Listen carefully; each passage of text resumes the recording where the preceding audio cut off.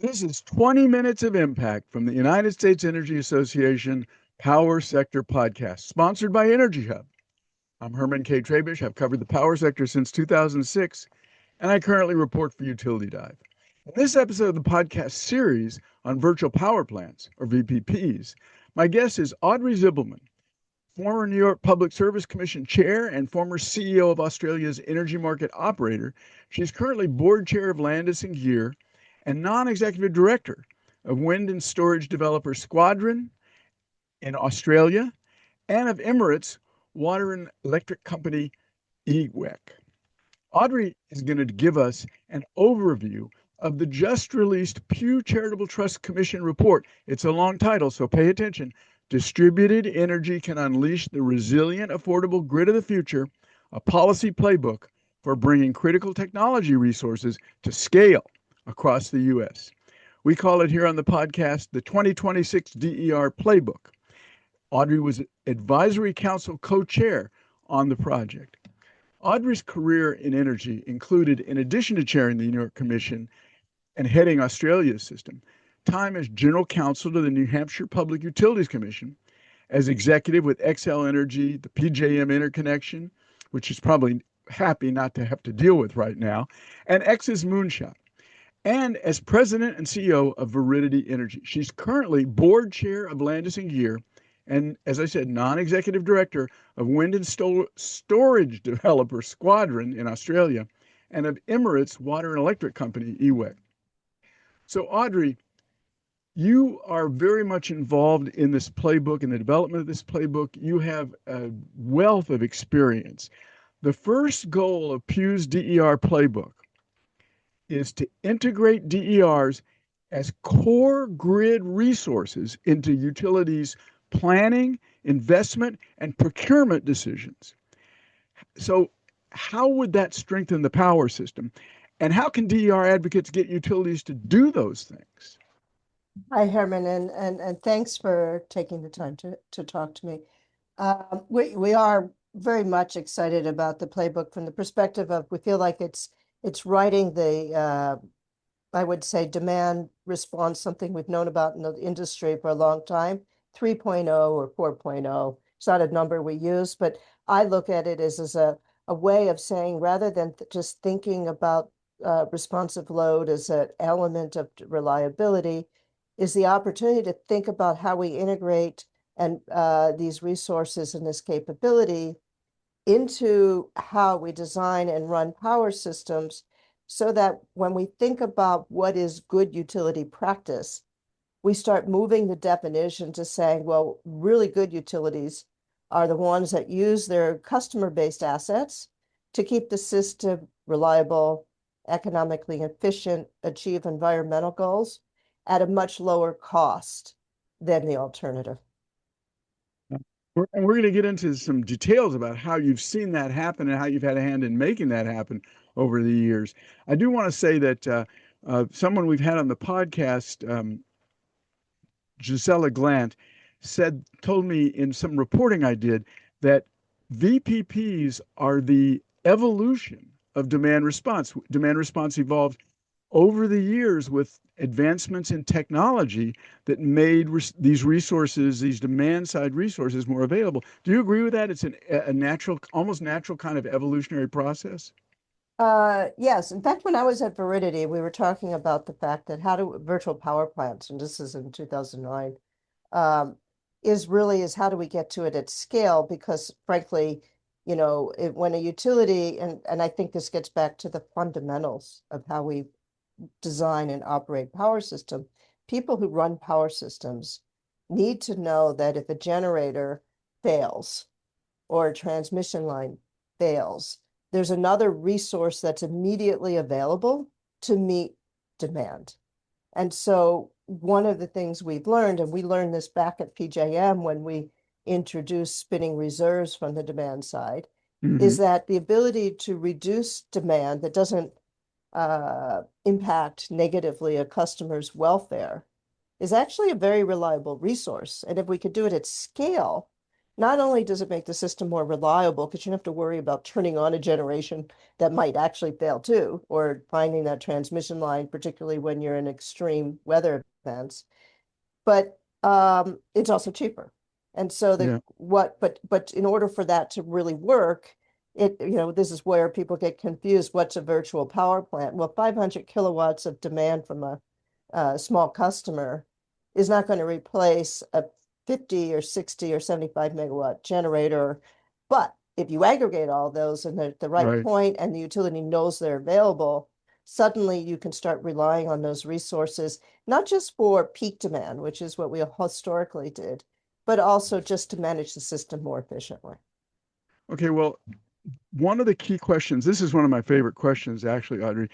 The playbook recommends that it's important to align utilities' financial interests with DER deployment by addressing the regulations on utility earnings.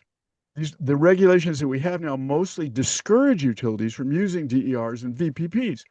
So a couple of questions about that. Why is that regulatory change necessary? Why isn't this model of utility earnings sort of set to encourage this incredibly affordable and ready opportunity? And the reason I want to ask you about that is because I think you were part of, or certainly familiar with, New York's Reforming the Energy Vision, which tried to drive a different earnings model way back in 2016. And how did that work out? And we call it the perverse incentive. This thing that utilities have an incentive not to use DERs. Can you talk about that a little bit? Sure. So when I was chair of New York, it was after I had operated PJM and had operated the system for Excel, and also developed Veridity, which was a demand response provider. And I recognized that in order for DER to actually scale, we needed to change the utility business model. And the most effective way to change utility business models is to change regulatory models, because 90% of utility revenues come out of the retail rate cases. And therefore, they listen to regulators, and utilities are very compliant, because that's if they're not, they also get penalized. And so we began thinking about, well, what the objective needs to be around regulation is around how do we make the entire system more, what we use, productive. And that's the way real business works, is Hmm. capital productivity. So what we were looking at to do with REV, and this is coming from the fact that I was a regulator and former regulatory advocate for utilities, was to Rev say was how you mentioned excuse me just for reforming, interrupting. yeah, Rev is called Rev reform, is the acronym for Reforming the Energy right. Vision. I just want to So tell our listeners that. Right, right. So our objective of REV was to say how, number one, we know we needed to make the system in New York more resilient. This was after Hurricane Sandy. Mm, Secondly, we want to make it affordable. And third, we want to take advantage of technology evolution to make sure that the customers are not being deprived of the most effective way to serve their needs. And to do that, we needed to basically redefine what good looks like.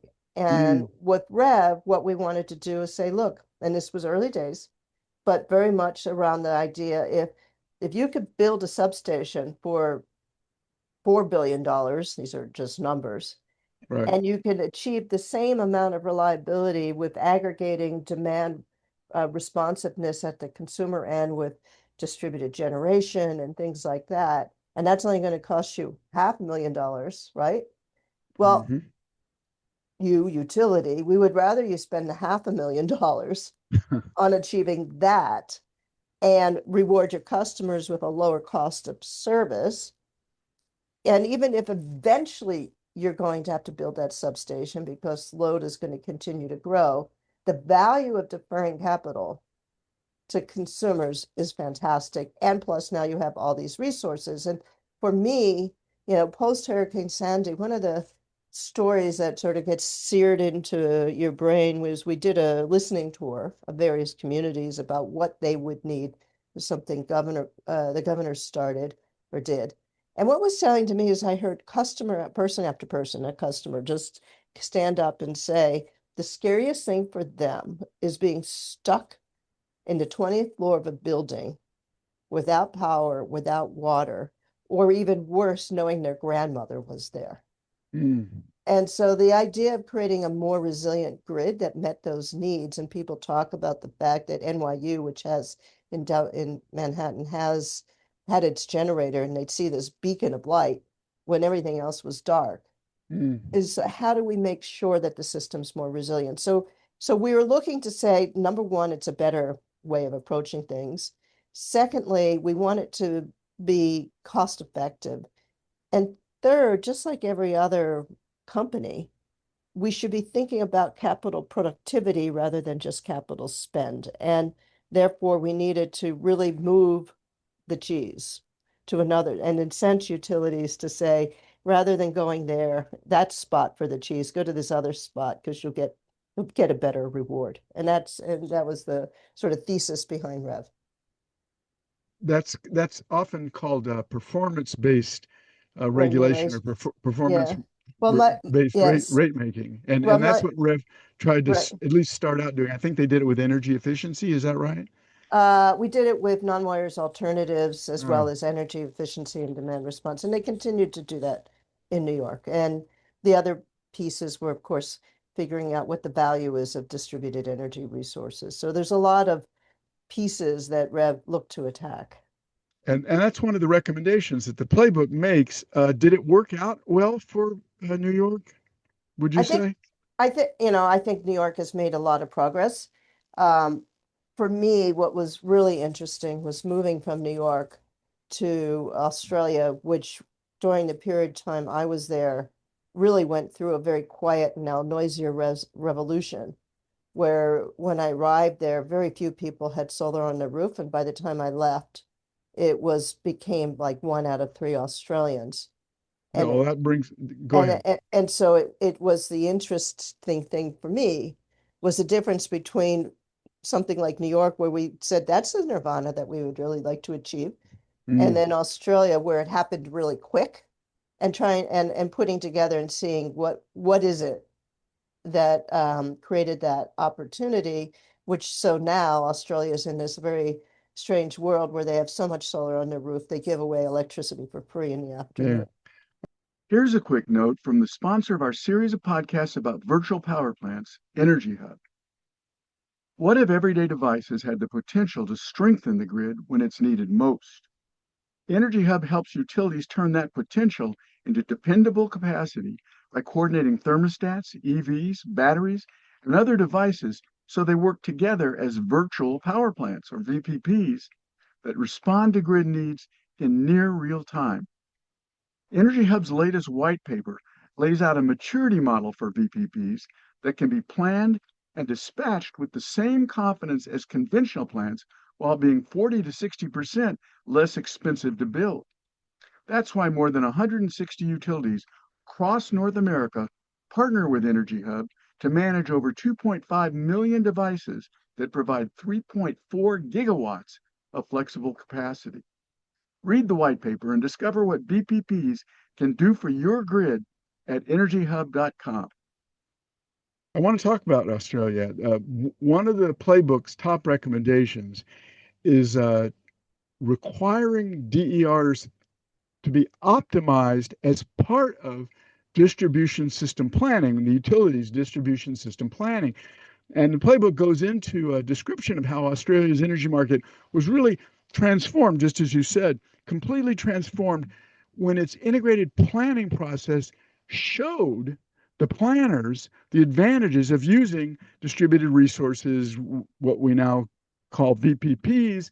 Um, you were there, you headed the system down there for part of that time. So tell us a little bit in detail, what did integrated planning reveal to the planners? And how did that lead to changing Australia's power systems completely?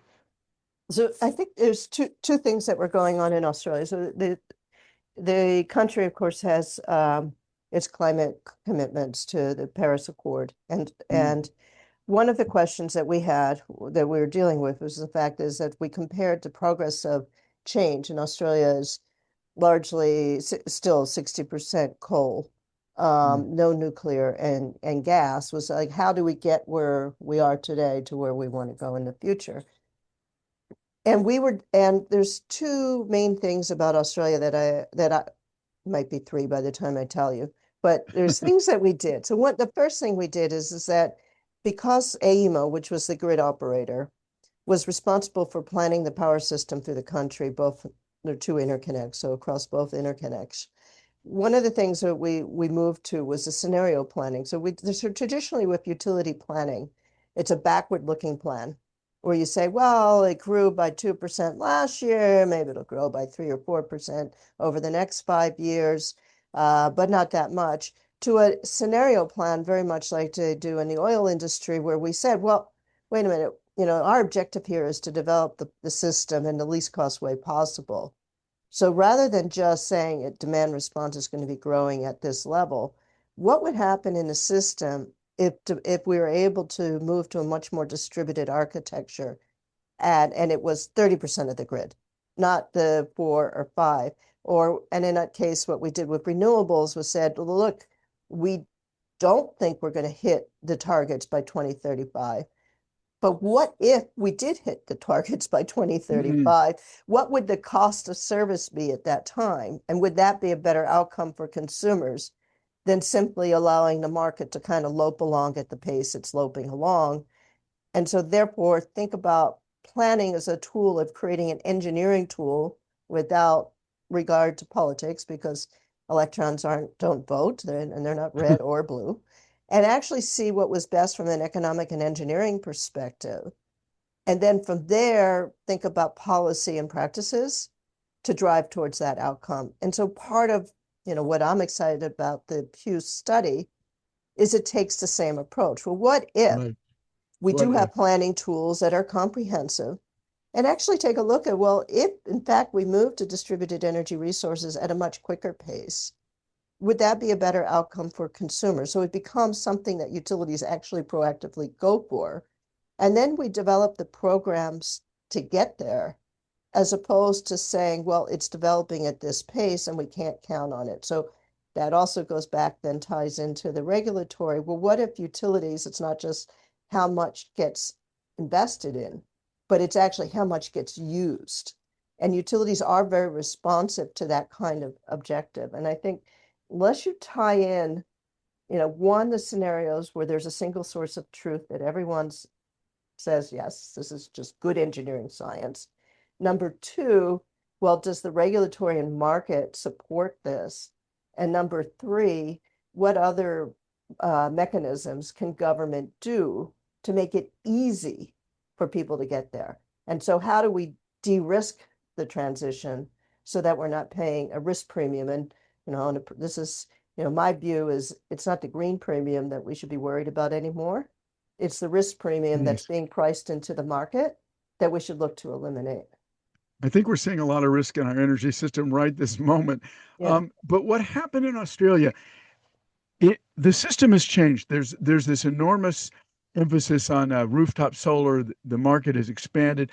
And it wasn't just rooftop solar. I remember Tesla came in and built a huge battery system that also supported that transition.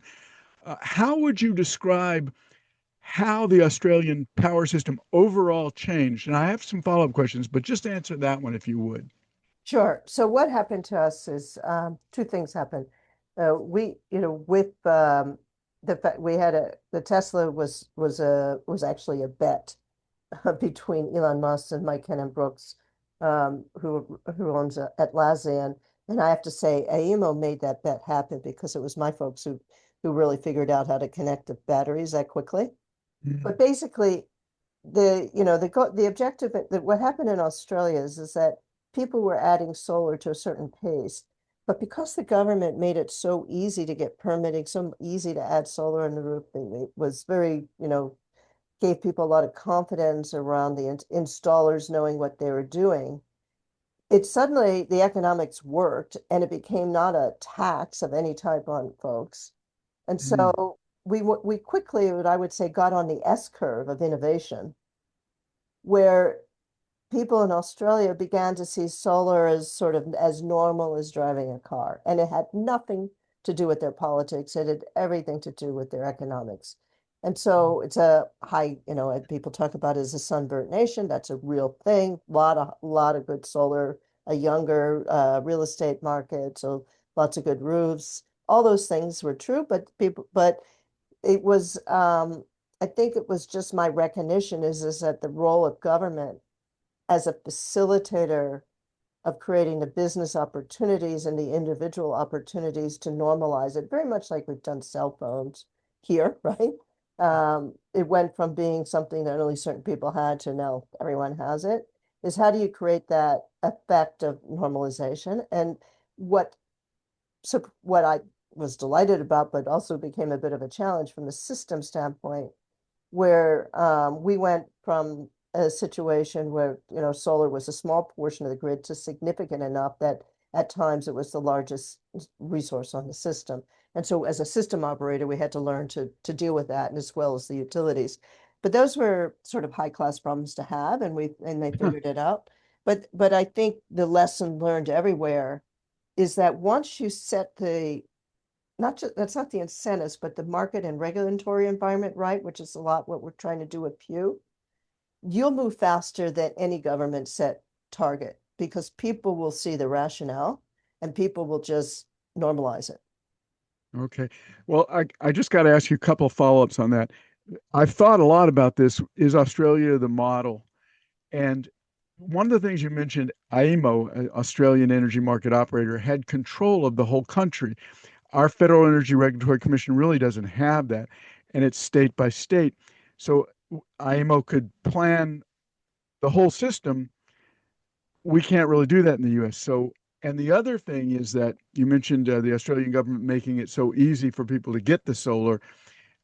It doesn't work that way here, and there's nobody that can just sort of flip the switch and say, let's streamline that process. The playbook, by the way, I know calls for everybody to pay attention to that, but those are two big differences. So my question is, will this Australian model, can it be applied in the US? Yeah, well, I think there are two things. One is AEMO was responsible, like the RTOs here, for planning the transmission and generation systems, but we worked very closely with the distribution utilities. And I think that is even progressing even further to integrate it. So we was to really actually, take it as part of, rather than a AEMO just sort of sitting on high, was coordinating with the network companies. And Australia, like the US, has states. We have less of them, seven of them in Australia. But the states were the ones who were driving the permitting programs, the various incentives, the information programs. It's just that they were, as in a way, competing with each other to have the best kind of programs Mm. and use the technology. And so, yes, smaller country, chance to be more nimble, but there is still a federal state, and there needs to and more coordination. So I think the lesson learned for Australia is a couple things. One is, I think in the US, the way we're working, I think the states really do need to take a much larger role.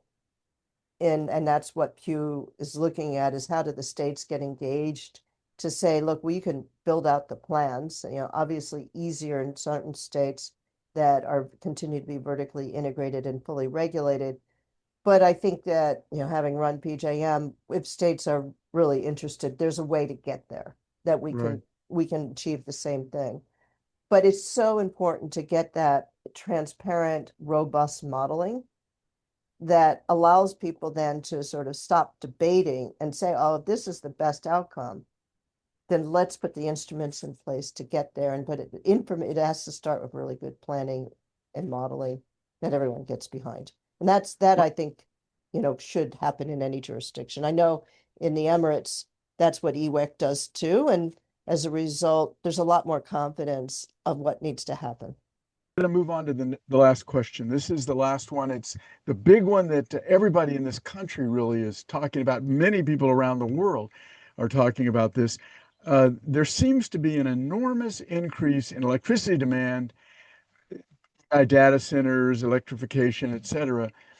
Economics 101 is clear. You increase that demand, you're going to drive prices up. So let's come back to the subject of the playbook, the Pew Playbook.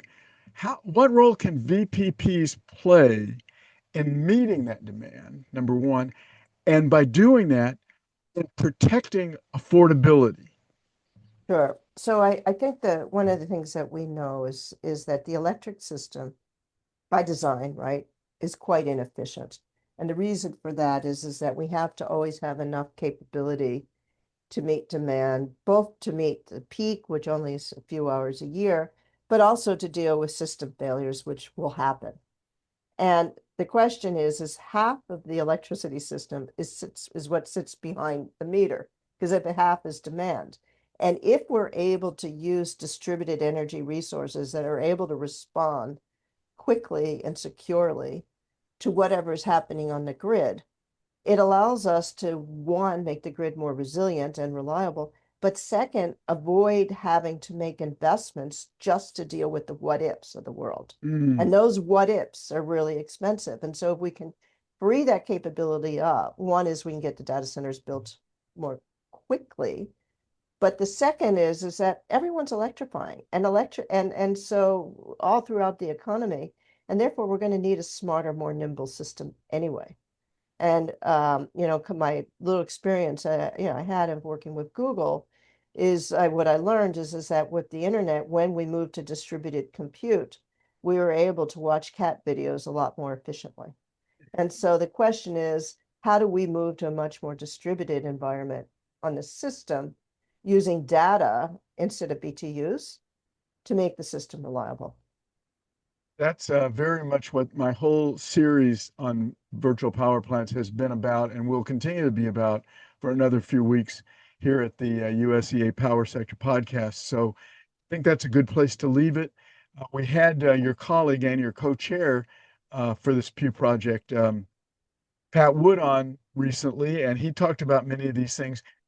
Both of you have covered different aspects of the Pew Commission report in complementary ways, and I'd encourage our listeners to take a careful look at both podcasts to learn about what Pew has provided. I want to thank you. My guest has been Audrey Zibelman.